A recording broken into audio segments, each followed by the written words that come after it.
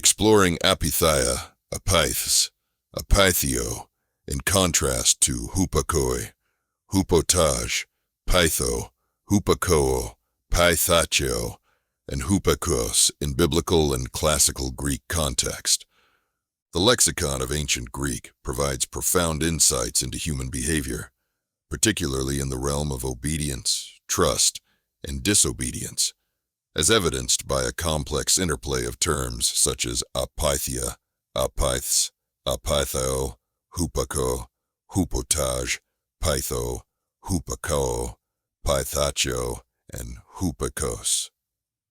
Understanding these terms requires delving into their meaning and usage in both classical literature and biblical texts, wherein they capture the nuanced relationships between authority, submission, persuasion, and resistance. Definitions and context. First, Apeitheia, Apeitheia. This term translates primarily to disobedience or unbelief.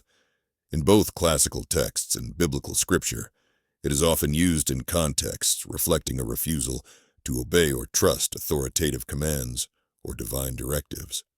For example, in the New Testament, particularly in Hebrews 3:18-19, Apeitheia is associated with the disobedience of the Israelites during their journey through the wilderness.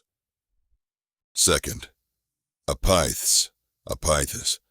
The adjective form Apeiths refers to a state of being disobedient or unpersuadable. In classical literature, it is employed to depict individuals who defy norms or instructions, suggesting a broader cultural commentary on rebellion against authority. Third, Apeitheo, Apeitheo. This verb means to disobey, drawing directly from the root of Apeitheia.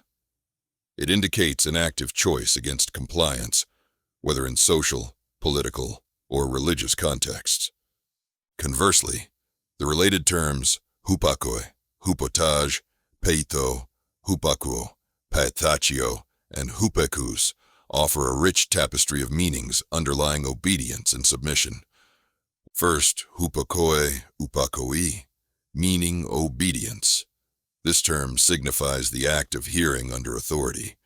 It suggests an adherence not only to commands, but also a relational dimension where listening is active and compliant. Biblical instances highlight Hupakoe as integral to a believer's relationship with God, Romans 1:5. Second, Hupotage, Hupotage. Traditionally, this term translates to subordination or submission. It carries connotations of willingly placing oneself beneath an authority, thus emphasizing a hierarchy within relationships, both human and divine.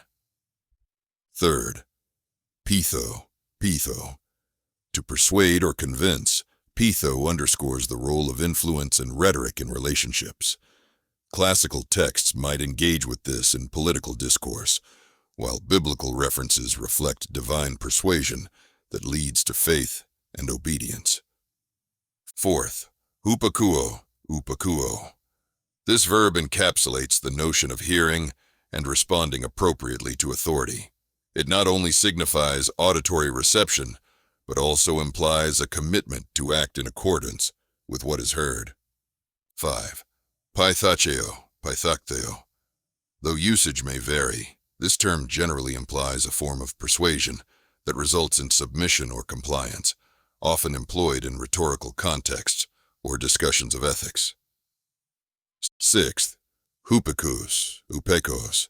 This adjective conveys the idea of being obedient or submissive.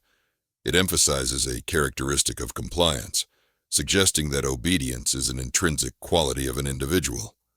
Context and contrast. In examining these terms, a thematic opposition emerges between Apeithea and its derivatives versus Hupakoe and its kin. The notion of Apeithea suggests a human tendency toward rebellion, often driven by skepticism or a lack of trust in authority figures or divine commands. This is particularly salient in biblical context, where faith is emphasized. Apostasy or disbelief, Apeithea, stands in direct contrast to the call for faithful obedience, Hupakoe. Moreover, while Apeitheo denotes an active disobedience, terms like Hupakouo and Peitho advocate for a relationship grounded in trust and responsive action to authority. Thus, where Apeithes contemplates the unwillingness to submit or believe, Hupotage and its derivatives portray a structural existence centered on hierarchies that hinge on discernment, trust, and compliance. The interplay between these concepts offers a moral and ethical framework, not just in social or familial structures, but also in the divine human encounter prevalent in theological discourses.